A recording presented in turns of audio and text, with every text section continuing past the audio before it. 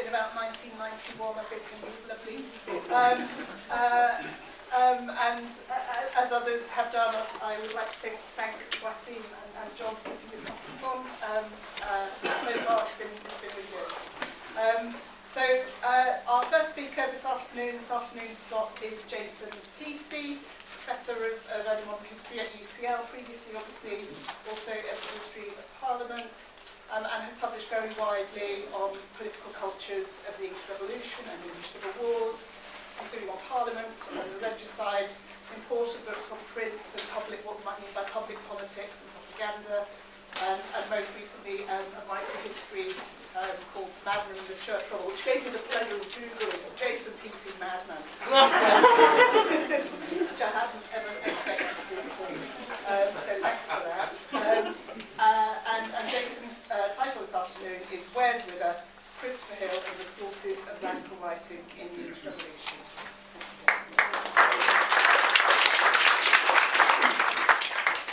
Obviously I have to, should quite rightly express thanks for the invitation, although as Wasim's supervisor I have to say it's an invitation I couldn't refuse. Okay. He couldn't refuse. Yeah. Very much. Making up numbers. Hill's account of civil war radicalism, especially in The World Turned Upside Down, has faced considerable criticism. And there are, it seems to me, indeed issues that need addressing, but not necessarily the ones often raised, moral, underdown, or need addressing but perhaps not in the same way or to the same ends. Familiar claims about the reliance upon contemporary print culture, about an intellectual history more developed than a social history, and about a focus on the victims of the revolution, its epiphenomena, apparently, have some merit, but not for the reasons often stated. The problem, it seems to me, is that even if Hill's critics sought a more rounded appreciation of the age, and the proposed solutions they came up with seem to me to be somewhat limited. There are different ways of responding to the concern that Hill was overly concerned with the sparks that fly when the chisel strikes the turning grindstone, as Morrill said, as opposed to those who held the chisel. There are different responses, in other words, than to turn instead to those who sought to control the forces unleashed by the descent into civil war, another Morrill quote. Indeed, whatever value there is in stressing the importance of the conforming or the silent majority, turning to Royalists, Episcopalians and Prayer Book Anglicans risks missing something, not inherently wrong, but risks missing something about how to think about and address what might be thought to be the limitations of Hill's work. So for me, going back to The World Turned Upside Down, I think it now reads oddly for different reasons to those adduced by Morrill and Underdown. It has huge value in rescuing from obscurity a wide variety of radicals, and is hugely evocative of the anarchic side of the times, the teeming freedom that had previously been neglected. In that sense, Hill was not necessarily looking at the wrong sources, or indeed looking in the wrong places to find legitimate radicals. I have no quarrel over that. However, he wasn't looking in the only places, or at the only sources, that could have usefully been explored to reveal a fuller picture of radicalism. For all the variety that is evident, in other words, Hill focuses, it seems to me, too narrowly, in a way that is revealing. He is somewhat preoccupied with groups, with revolt, and with heresy. And, as others have noted, there is a tendency to favour a plebeian or third culture radicalism, the radicalism of the masterless and dispossessed, involving social insubordination, conjunctures of isolation and freedom, his term, and the sectarian underground. My concern is not with whether Hill's radicals deserve attention, they clearly do, but rather with the possibility that the characters and ideas involved become reified as radicalism, and with what gets omitted and perhaps even dismissed. And significant here, as Rachel Foxley has argued incredibly clearly, is a somewhat limited appreciation, it sounds strange but it seems to be true, a limited appreciation of or interest in a kind of bourgeois, leveller-esque radicalism. What interests me indeed is the risk that Hill's approach makes radicalism seem marginal and esoteric when it is possible to recover something more pervasive, whether coherent or, as Hill might have said, inchoate. This explains the question of my title, Where's Whither? George Wither is striking as being absent from The World Turned Upside Down, other than one brief reference to him as evidence of the millenarian expectations that were prevalent at the time. Now, Hill had clearly read Wither, quite a lot of Wither. Wither features in a range of other books, albeit almost invariably in rather odd ways. He's cited as a Baconian, an anti-court poet, and a Puritan of some somewhat indeterminate kind, anti-clerical, tolerationist. Hill evidently sensed that Wither was interesting, but didn't tackle him in a meaningful way. He often appears in lists of supporting cast, and often only in footnotes. Once he is mentioned for completeness. Damning is that. As such, my questions are really about why Wither is missing, and what would radicalism look like if he was taken more seriously. Not least because it seems to me we could build upon Hill's own recognition, briefly, that Wither was critical of lawyers, sympathised with the humble victims of unequal justice, and with downtrodden tenants. That he valued, interesting because he valued virtue over birth, and advocated action rather than retreat for the disgruntled. And that he became an outspoken critic of the Rump, who at one point promoted a Venetian-style republican constitution. So Wither was prolific as a poet and pamphleteer. His run-ins with authorities ensured frequent imprisonment. But he has suffered from the tendency to try and distill from his many works, a coherent ideology. From the fact that his voluminous output could be repetitious, as some have said, dreary. One dyspeptic commentator said that he might be mentally deranged. Attention needs to be paid, however, to his depiction of himself as the unheeded remembrancer of plagues and deliverances past, to the political issues with which he grappled, and to the political style that he embraced and fostered. Wither is important because of the issues that animated him, because of the influence of personal experiences upon political thinking, and because of his conclusions about how to solve the nation's problems, and indeed about to whom this task should fall. Wither was obsessed by political corruption, by the debasement of Parliament, and by the need to ensure electoral probity, financial propriety, and representative efficiency.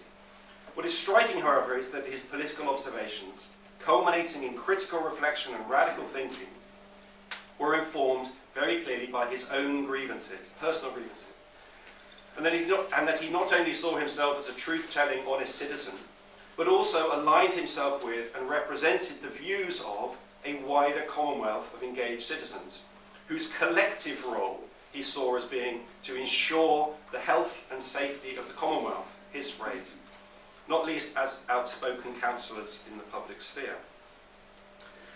At the root of Wither's political engagement in the 1640s was his determination to resolve personal grievances and to devise tactics with which to navigate frustrating parliamentary processes. Wither was a loyal parliamentarian, soldier, garrison commander, governor, justice of the peace, administrator, who had high hopes of Parliament and clear expectations that his own grievances would be addressed. The result was a litany of petitions, not least about my loans and losses yet unpaid, with my arrears 3 years delayed. Wither increasingly saw himself as a sufferer in the parliamentarian cause. I, who preserve my country thence unchaste, and he that spoiled it in my room is placed. He bemoaned being, as he said, made a shuttlecock or tennis ball for every fool and knave to play withal. His response involved striking tactics and increasingly aggressive political rhetoric and style. This was partly about petitioning, striking for its frequency, stridency, and the use of print, and for the clarity of his thinking. Such texts were, he said, extraordinary expedients, responses to the failure of ordinary tactics. And he targeted MPs with his petitions by distributing them within and scattering them about Westminster Hall. These highlight restrained forms of tactical and rhetorical escalation as he complained about being waited unheard and unheeded. He grumbled about the costs, troubles and mischances of the petitioning process. Wither protested that, though the public cause should be preferred, some hours for private cause must be spared. He hinted that frustration with the political process could provoke radicalisation, concluding that he to whom the state doth nothing owe should rich by 3 or 4 employments grow, whilst they pine, who thereon did all bestow. Indeed, as Wither became increasingly adept at petitioning and lobbying with printed texts, he also reflected, as in the title of one of his works, The Tired Petitioner, on the prospects of those who lacked relations at Westminster and who naively believed, quote, that justice should be neither sold nor bought. Eventually, Wither became angry, took his claims into the court of public opinion, and used threatening language. He also targeted specific MPs, suggesting that patience may be broke, and warning, consider those who lie below, for you shall reap what you do sow. Wither thereby walked a dangerous line, which he ostentatiously crossed by attacking the MP Sir Richard Onslow, a bitter personal rival from Surrey, where he was based, and the main source of all of his problems, as he saw it. Wither made sweeping allegations about Onslow's abuse of power and trust for private ends, quote, and described him as one of the false brethren at Westminster who were prone to forget their duties. Such allegations resulted in punitive fines and the burning of Wither's books. Wither also connected his own frustration with those of other contemporaries. He saw the nation's grievances mirrored in his own, and thought about Parliament in a more generalised way. Wither discerned the general temper, the pulse that beats both in superior and inferior seats, and reflected upon the need to gather proofs of more widespread problems. He came to sense that this private cause, if rightly tried, the public wrongs have partly typified, and that in me, although my sufferings are despised, the common grievances is epitomised. As such, Wither began to think more generally about what was wrong with Parliament, not least by reflecting upon who was best able to navigate the institution, i.e. those with money and contacts. More importantly, Wither dwelt on the failings of MPs. This was partly a matter of how people had secured election, those who trotted up and down to every inn and alehouse in the town to gain a voice. He complained about MPs who spent money so profusely in elections, in drunken feasts and banquets, to besot the rabble who might sell their ancient birthrights for a meal or dish of drink. More intriguing was his insistence on the need to observe how MPs behaved after entering Parliament. He reflected on what can by a Parliament be done where all are with corruption overgrown. He referred to the defaults of MPs, who have, by sitting long, learned new contrivances for doing wrong, and such obstructive and destructive ways as were to us unknown in former days. He referred to pragmatic men who were monopolising offices and places of trust, and who no conscience make to pay their long due debts when well enough they may. Debts, again, creditors. They were men who could be seen reeling out of tavern doors or impudently courting of their whores, sarcastically describing them as, these people as, those worthies that must set us free from tyranny. These our deliverers be. These are the chosen ones who to this nation must bring the blessing of a reformation. He even suggested that factionalism, delays, dodgy deals, and private ends threatened the fundamental rights, as he termed them, and the Constitution, such that you shall perceive a good play spoiled, and by unworthy actors soiled. It was for such diseases that Wither identified cures, a 3-pronged programme for reforming Parliament. This involved new ideas about elections and political transparency, about the possibility of removing MPs who had broken their trust, and about wholesale constitutional reform. So first, Wither pioneered the development of election literature ahead of the recruiter elections in the mid-1640s. The premise was to ensure that voters should cure those imperfections which have been heretofore in your elections, lest members may among you be employed by whom the public body be destroyed. Here too he focused upon the threat posed by nepotism and parties, in his words, to people's inheritances in the Parliament.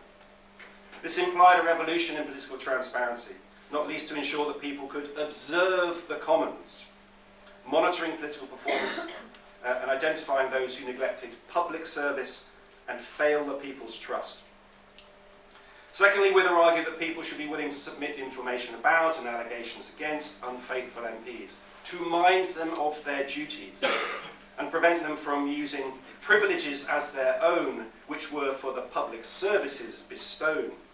Such accusations were intended rather to make a lenitive than a corrosive, he said. The aim was not to seek public shame or personal punishment, but to rectify somewhat that which is or may be misdone to private or public detriment. And such accusations would not, he said, infringe just privilege of Parliament.